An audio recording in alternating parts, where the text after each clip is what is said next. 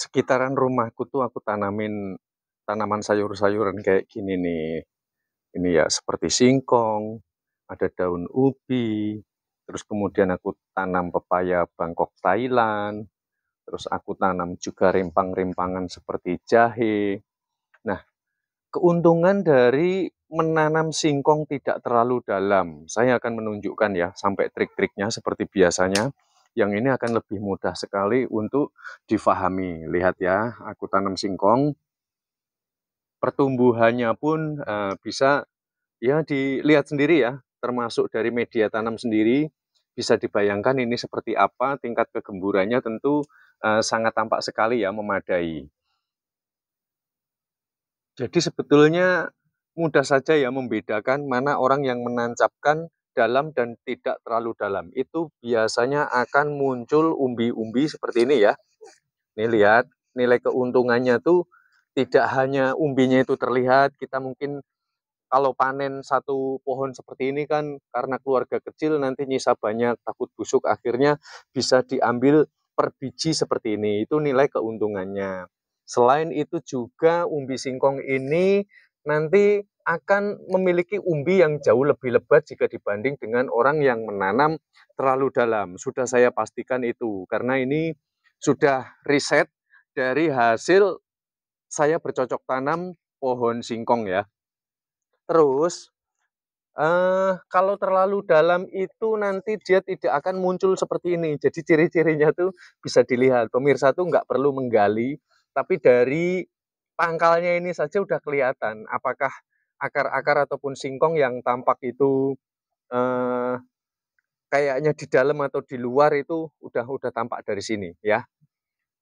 Kalau semakin ke dalam pokoknya nilai plusnya nggak akan mungkin umbinya itu akan lebat dan panennya pun nanti justru akan semakin sulit. Kenapa bisa demikian? Nih rumusannya ya, saya kasih tahu secara gamblang. Nggak usah saya improv ke sana dan kemari. Jadi munculnya singkong itu yang paling banyak dari garis tepi paling bawah ini. Nah, maka dari itu kalau menancapkannya terlalu dalam, otomatis nanti akar akan semakin sulit untuk tumbuh. Karena kenapa? Di dalam sana tanahnya itu semakin tanah ke dalam maka akan semakin memadat. Itu tanah normal yang ada di kebun-kebun masyarakat seperti di tempat kita ya. Nah, maka dari itu saya anjurkan kalau menanam singkong itu cukup 1, 2, 3, maksimal 4 atau 5 lah gitu ya. Jangan terlalu dalam banget, nanti zong hasilnya. Nah, itulah tips penting untuk mencapai keberhasilan. Nah, sekarang seperti ini ya, menanam singkong ini dapat mengurangi tumbuhnya rumput-rumput ataupun gulma-gulma yang ada di sekeliling. Ini lihat ya, singkongnya masih baru saja ditancapkan, dia masih gerak bebas. Ketika singkong ini sudah tumbuh dewasa, maka rumput-rumput ini tidak akan mampu untuk tumbuh subur.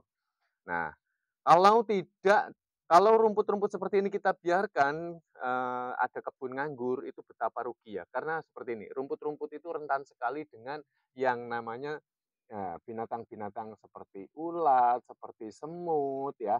Nah, untuk melawan itu semua supaya kita nggak repot-repot harus mencabuti rumput, mencangkul, kita juga mem memberi obat ya untuk membasmi rumput-rumput ini, ya salah satunya adalah kita melawan dengan tanaman singkong ataupun tanaman yang memiliki, tekstur dia itu kaya akan getah karena dia menyerap kadar air yang begitu tinggi sehingga rumput-rumput itu dia tidak akan mampu tumbuh dengan sangat leluasa. Nah, pohon singkong ini sudah berusia ya lumayan dewasa, sebentar lagi panen ya. Tampak risetnya bahwa rumput-rumput tidak mampu untuk tumbuh dengan bebas. Makanya ya hidupnya Senin Kamis kayak gitu. Nah, kalaupun ini memang mengganggu ya silahkan dibersihkan. Tapi tips dari saya untuk menghasilkan umbi yang jauh lebih lebat itu sebaiknya kita harus memperhatikan media tanam ini.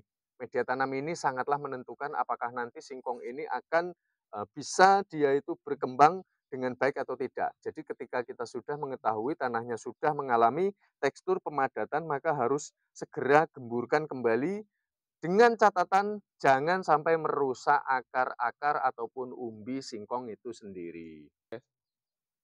Keuntungan lain menanam pohon singkong, selain kita dapat memetik umbinya, dapat juga menghindarkan, tumbuhnya gulma-gulma liar. Selain itu kita juga bisa memanen daun-daunnya, bisa dikonsumsi untuk manusia juga seluruh ternak yang ada di rumah kita. Ini sungguh sangat luar biasa. Jadi kalau butuh sayur-sayuran maka harus rajin menanam dengan beraneka ragam. Salah satunya adalah tumbuhan tanaman singkong. Baiklah pemirsa, saya rasa ini semua sudah cukup ya. Saya memberikan menurut saya ini sangat penting untuk diketahui, menambah wawasan. Jadi untuk menghindari dari tumbuhnya gulma-gulma liar ini supaya tidak terlalu arogan gitu ya, bahasanya gimana ya, saya kurang tepat ya. Udah gitu aja, kita jumpa pada konten selanjutnya.